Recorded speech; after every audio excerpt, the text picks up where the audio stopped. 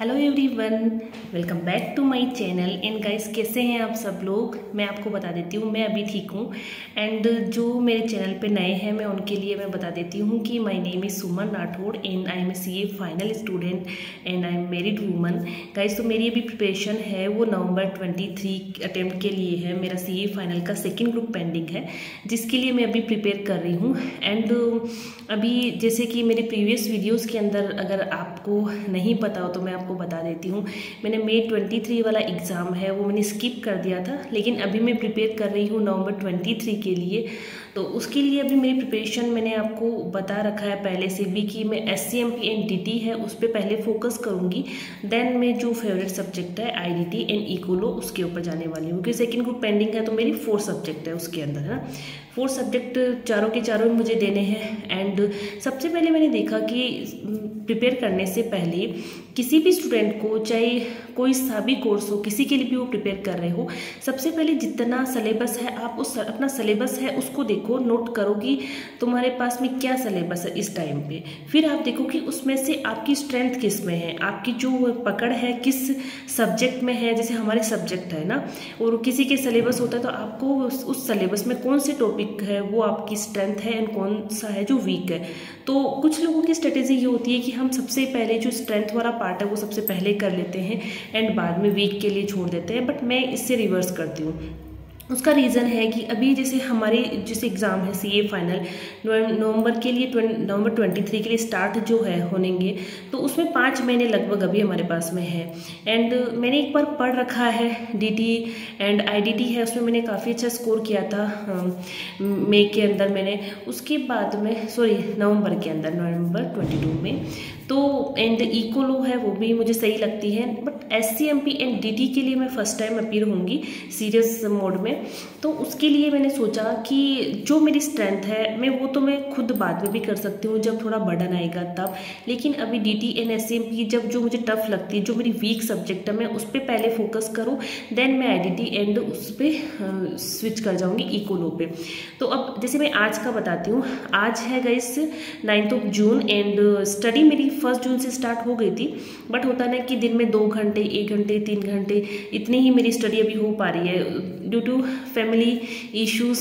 Family में काम भी होता है, कुछ मेरे ब्रदर को लेके कुछ उसकी सर्जरीज है। आज कल 10 जून को उसकी सर्जरी होने वाली है एक और, तो उस वजह से कि स्टडी इतनी हो नहीं पा रही है, क्योंकि मेंटली मैं प्रिपेयर नहीं हूँ उस चीज़ के लिए, फोकस नहीं कर पा रही हूँ। ऐसा नहीं कि मेरे पास टाइम नहीं है, बट फोकस नहीं कर पा रही हूँ घर की वजह से। ये ठीक है, मैं किसी भी दिन ऐसा नहीं चाहता कि मैं पढ़ती नहीं हूँ, मैं चाहे 1 घंटे पढूँ। मैं अभी आपको दिखा नहीं पाती, लेकिन अभी मेरा जो टाइमर है उसमें मैंने नोट कर रखा है, मैंने सुबह 1.5 घंटे की स्टडी की। उसके अंदर मैंने SCMP की, और SCMP के अंदर मैंने जो सबसे ईजीएस्ट जो चैप्टर है इंट्रोडक्शन टू SCM मैंने वो किया, बिकॉज वो एक बेसिक है जिसमें आपको पता होना चाहिए कि ट्रेडिशनल कोस्ट में क्या होता था, न्यू जो SCM है उसमें क्या किया जाता है, ठीक है। तो ये चीज़ें मैंने की, मुझे अच्छा लगा चैप्टर। उसमें 1-2 पॉइंट है जो हमें आने चाहिए, एंड वैसे तो पूरा चैप्टर ही आना चाहिए, बेसिक है तो चैप्टर हमें पता होना चाहिए, कोई भी सब्जेक्ट हम स्टार्ट कर रहे हैं उससे पहले। तो ये तो हो गई SCMP की बात। तो मेरा मानना ये है कि आप अपनी स्टडी जो है स्टार्ट करने से पहले, जैसे मैंने स्ट्रेंथ एंड वीकनेस देखी, फिर मुझे किस पे फोकस करना है, किसको एक बार के लिए थोड़ा साइड में रखना है, वो चीज़ जैसे मैंने की वैसे आप करो। भले आप किसी भी कोर्स में हो, आप सिलेबस देखिए, क्योंकि बिना सिलेबस के आप ये तो है नहीं कि अकड़ बकड़ करके आप कोई सा भी चैप्टर उठा के करोगे, ऐसे सिलेबस कंप्लीट ही नहीं होगा। मैंने ट्राई किया वो भी, लेकिन वो नहीं हो पा रहा था। एंड अभी तो फिर उसके बाद में जैसे ही आप सिलेबस आपका पता चल गया, फिर आप ये देख लो कि मुझे कितने टाइम में ये सिलेबस कंप्लीट करना है, फर्स्ट रिवीजन कितने टाइम में करना है, उसमें आप करने की कोशिश करो। एंड छोटे छोटे फिर टाइम टेबल बनाओ, अब हर दिन का टाइम टेबल बनाओ। एंड ये नहीं कि मॉर्निंग में जैसे आप पढ़ाई कर रहे हो तो मॉर्निंग में टाइम टेबल बनाओ, नहीं, आप रात को ही टाइम टेबल बना के सो, ताकि सुबह उठ के आपका टारगेट रहता है उसको सिर्फ आपको अचीव करने का कोशिश करनी होती है, ठीक है।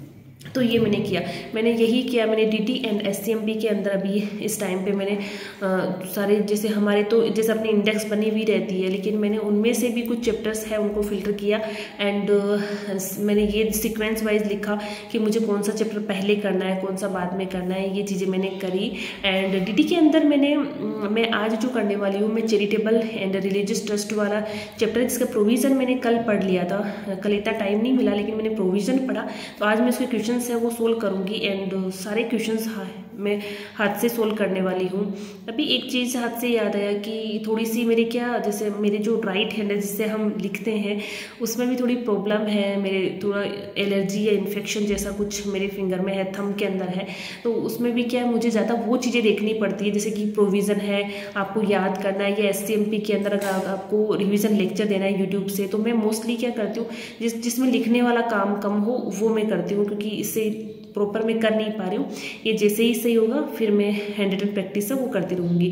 अब की बार मेरा जो टारगेट है, मैंने फुल डेडिकेशन से मैंने सोच रखा है कि मुझे हैंड रिटन एंड हैंड से प्रैक्टिस तो करनी है, लिख लिख के मुझे प्रैक्टिस करनी है, चाहे कुछ भी हो जाए। या तो प्रिपेयर करो मत करो तो करो एंड मरो वाली सिचुएशन में करो ना, तो क्योंकि करना है, बार बार हम अटेम्प्ट नहीं दे सकते। वो सिचुएशन जो होती है हमारी ह्यूमन जो, उनमें कैसी भी सिचुएशन कभी भी आ सकती है। मैंने ये चीज़ देखी, तुम एग्ज़ाम से एक दिन पहले कुछ ऐसी चीज़ हो जाए कि तुम एग्ज़ाम ही नहीं दे पाओ, तो ऐसा हमें करना ही नहीं है। हम ज़्यादा अब इसको खींच नहीं सकते, ड्रैग करने का कोई फ़ायदा नहीं है इस जर्नी को। तो अब की बार है, मैंने कमर कस ली है स्टडी को लेके guys.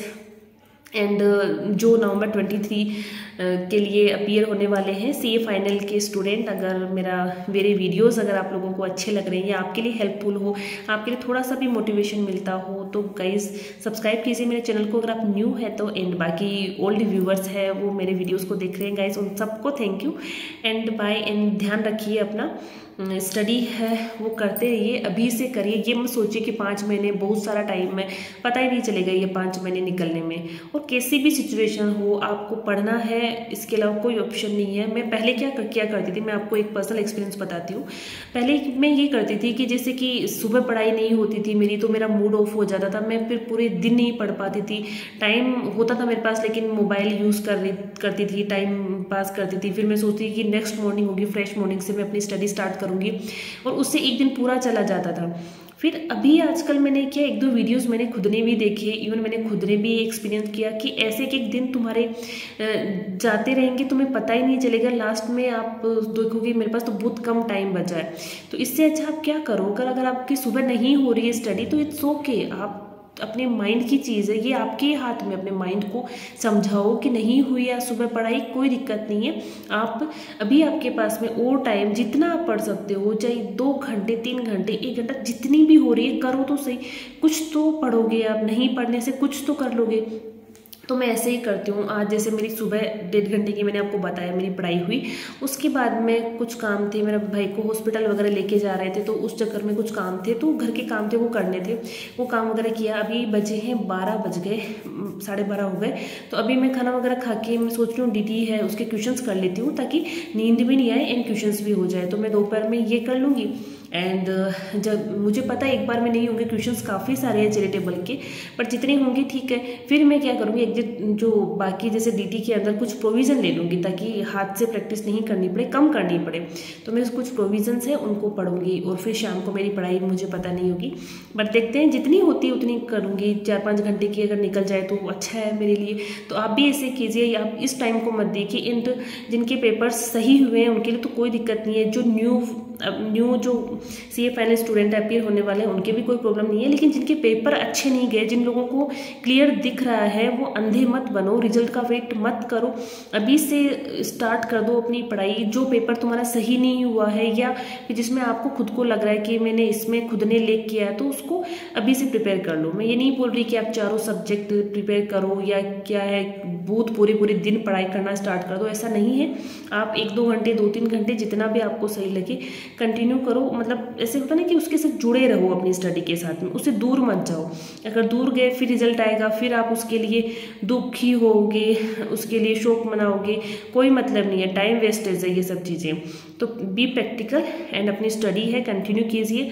And take care guys and bye.